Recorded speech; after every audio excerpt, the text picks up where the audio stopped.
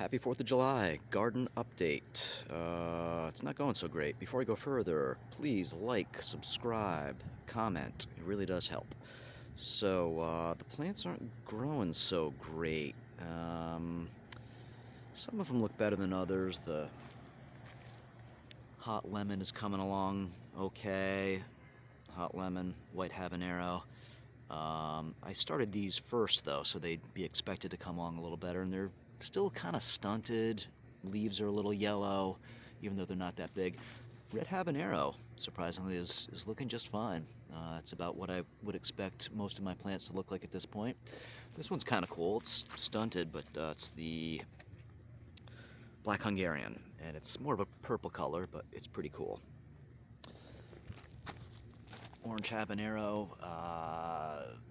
This pot's been giving me a lot of trouble. The first orange habanero put in there pretty much was dying, or was dying, so I put another one in there. Wasn't looking so hot. It is starting to come along, so this one is way behind. I guess it looks about like you would expect it to, but I'd expect these two to be a little better, bigger. This one as well. I think this might be part of my problem. We'll get back to this a little later. Experimented with a new soil rejuvenation recipe. Talk about that in a minute. The Foster Brothers composted cow manure.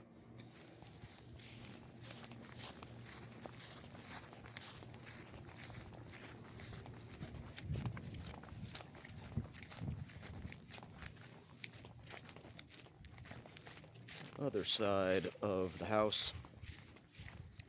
Again, we got, what is this?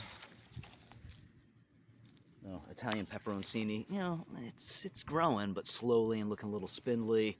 Tie hot, really not looking good at all.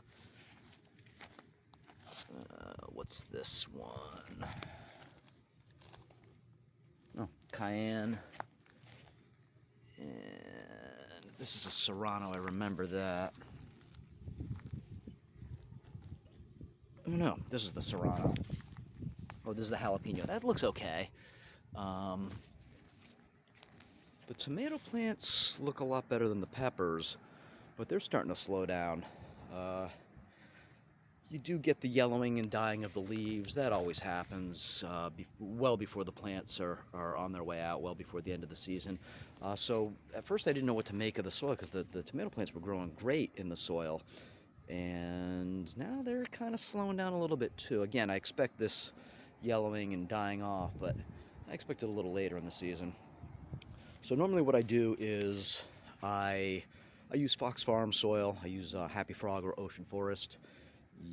Typically Happy Frog because it's the same price more or less as the Ocean Forest, but you get more. 1.5 cubic feet for the Ocean Forest, 2 cubic feet for the Happy Frog, and so I use that, and then I rejuvenate it. I'll reuse soil.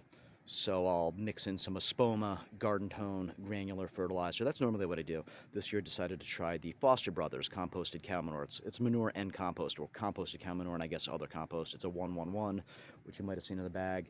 And I mixed it in with the old soil. And sometimes I'll buy new soil too and kind of mix it in with the old soil.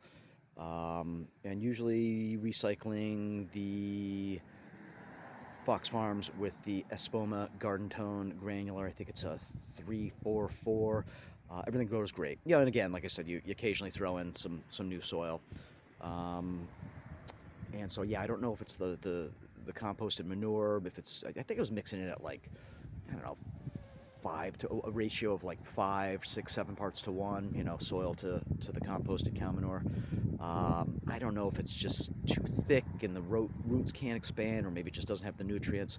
I don't know, maybe this stuff will take off, but unless there's like a big change pretty quick here, I'm just going to go with my old method, and I'm going to add some of the granular. I got plenty of that stuff, you know, kind of mix it in, or just kind of sprinkle it on top, cover it with some soil. They say not to put it close to the stem, the base of the plant, so I'll be careful to try not to do that. So yeah, it's looking like gonna have to be adding some Espoma here pretty quick. We are getting some cherry tomatoes. This is a honeycomb, sweetie cherry tomato. Getting some tomatoes.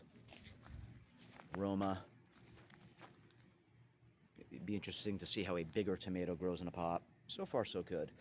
But anyway, there we are. Been a rough season with the mice eating my seeds and then the aphids attacking the plants. The aphid problem seems to have basically gone away, which I hoped it would once I put the plants outside, and it basically has. I don't know that it's completely eliminated, but it's, if not completely, it's pretty close. So anyway, there you go. Again, happy 4th. Thanks for watching. Like, subscribe, share, comment, and until next time.